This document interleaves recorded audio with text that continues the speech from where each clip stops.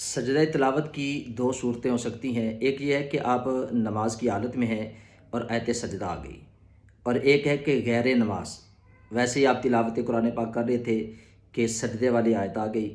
اب ان دونوں صورتوں میں یہ ہے کہ اگر تو نماز کے اندر آیت سجدہ آ گئی تو فوراً آپ سجدہ کریں، یہ واجب ہے، فوراً آپ کر لیں، اس میں تاخیر نہ کریں۔ تو اگر آپ غیر نماز میں ہیں تو اس صورت میں ہے کہ ساری زندگی اس کا وقت ہے، جب بھی آپ کا جی چاہے آپ اس سجدے کو کر سکتے ہیں۔ اب اس کا جو مستحب عمل ہے وہ یہ ہے کہ آپ کھڑے ہو جائیں، سیدھے کھڑے ہو کے آپ نے تکبیر لگا کے ڈائریکٹ سجدے کے اندر چلے جانا ہے۔ سجدے کی تسبیحات 3 دفعہ پڑھ کے پھر آپ نے تکبیر لگا کے سیدھے کھڑے ہو جانا ہے۔ اور اگر آپ بیٹھے ہیں تو بیٹھے بیٹھے بھی آپ اسی طرح تکبیر لگا کے سجدے میں چلے جائیں، اور پھر تکبیر لگا کے آپ سجدے سے اٹھ جائیں۔ اس میں سلام پھیرنے کی اور تکبیر تحریمہ کہنے کی ضرورت نہیں ہوتی۔